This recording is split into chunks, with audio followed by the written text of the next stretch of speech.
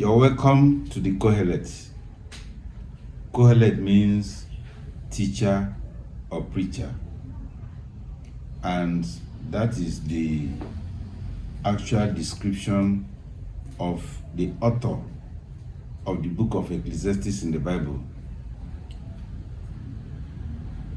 This channel is designed to teach about the connection between signs and symbols and science, religion, culture, politics, and such other areas of human involvement or endeavor as one may think of.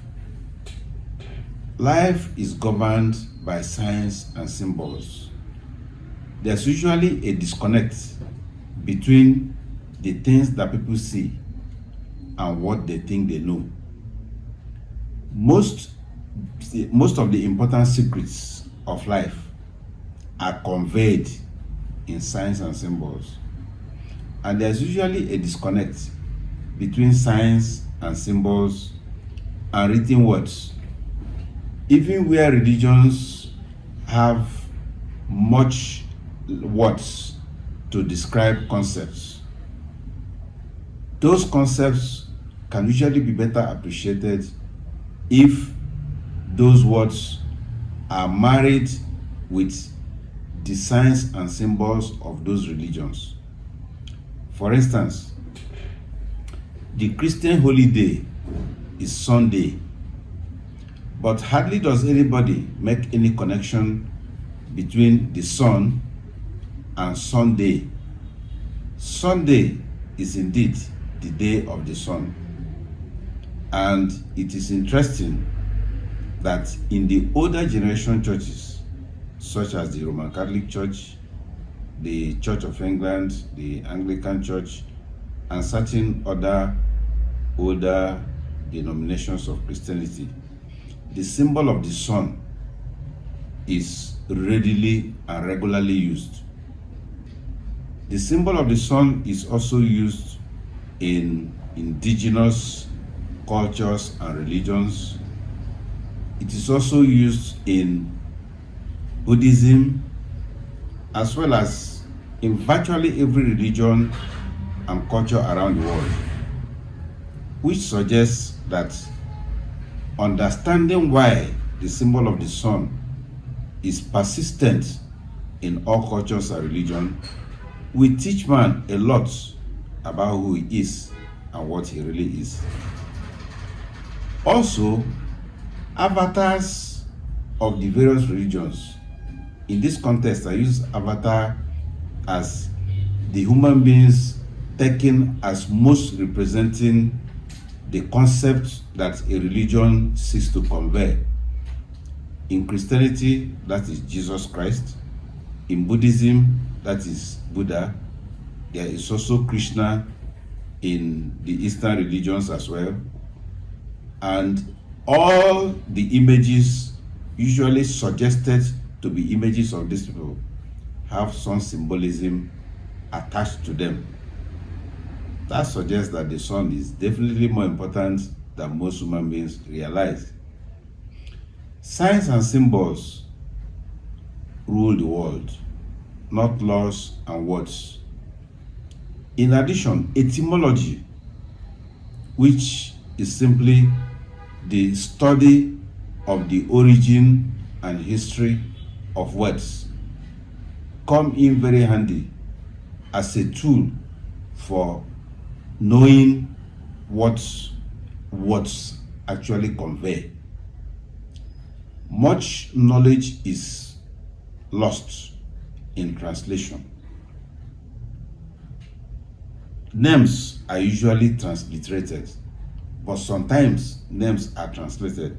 And most times when names are translated, the essence is lost. The idea sought to be conveyed is somehow, maybe not deliberately, but misrepresented all the same. For example, in Christianity, it is accepted generally that the Hebrew name of the one who is called Jesus Christ is Yeshua. Jesus is not a translation or even transliteration of Yeshua. If we are to be faithful in translation and transliteration, in English, that name Yeshua would come in as Joshua and not Jesus.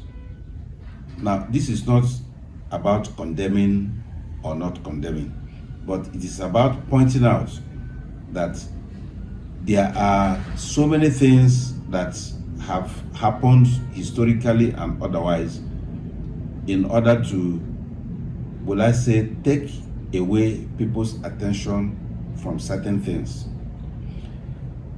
It is a fact that the universe, including the earth, is exactly the same one that scientists study, that religion and cultures talk about.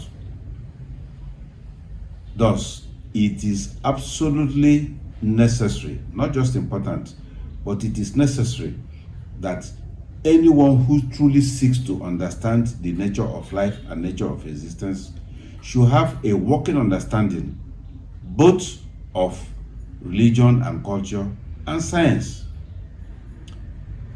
Religion tends to approach things from the angle of belief and dogmas and indoctrination. Science, on the other hand, is supposed to approach things from the angle of empiricism and an open mind. Whatever you find out is what you find out.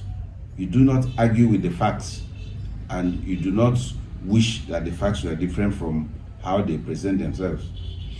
And in that regard, I feel that I can safely say that religion is essentially science that has been coded in such a manner as to create belief systems. Life and existence is all about light. Light is also known as electromagnetic energy. And the universe is said to be thermodynamic.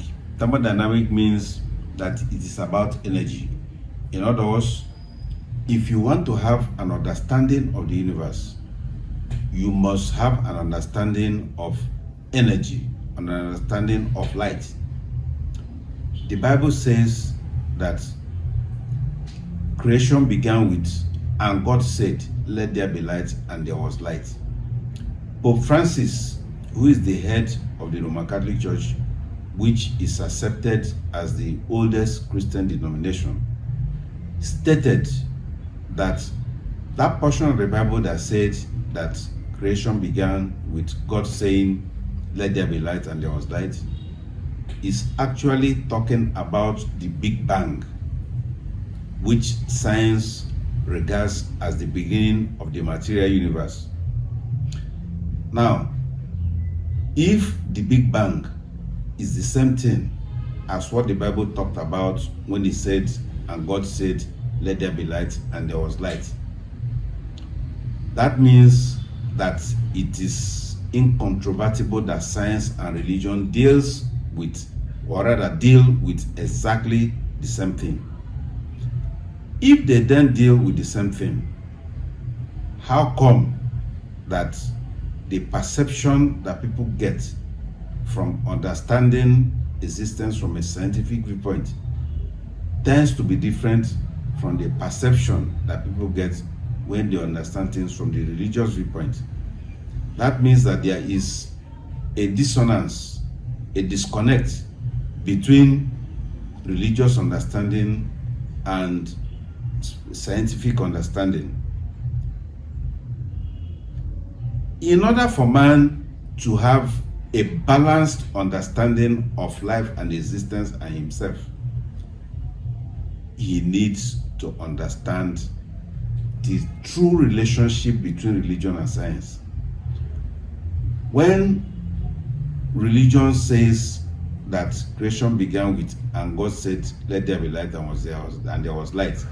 And science says that it began with a mighty explosion which yielded very huge amounts of energy, which is what constitutes the universe today.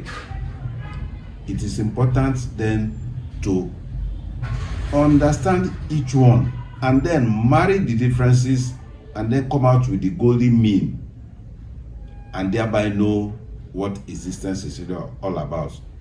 And it is indeed all about light. The most famous scientist of all times is obviously Albert Einstein. And Albert Einstein said something concerning energy.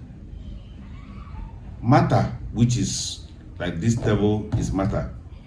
Matter is also energy. And Einstein said that concerning matter, that everybody that has dealt with what matter is was wrong. That what is called matter is simply light and sound waves that has had their vibrations altered so that they are vibrating slowly enough to have physical form and liable to be seen and touched. But that in actual fact, the matter does not exist. That the only thing that exists are light and sound waves.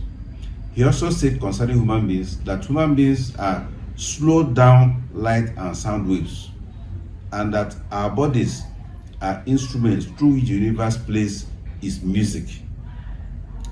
So you could see that from these statements that light is actually what constitutes the entirety of the universe. Light and sound, which are essentially the same thing, but we'll go into details concerning that in subsequent lectures. The long and short of this introduction is that there is a very important need for human beings to understand the signs and symbols around them. The signs and symbols of science, the signs and symbols of religion, the signs and symbols of corporate organizations, and even the signs and symbols of traditional society. They are all interconnected. There is also the issue of understanding the real nature of relationship between God and man. The Bible tells us that God is light. The Bible also tells us that man is the light of the world. The Bible also tells us that Jesus is the light of the world. The Bible also tells us that Jesus said, "I and my Father are one."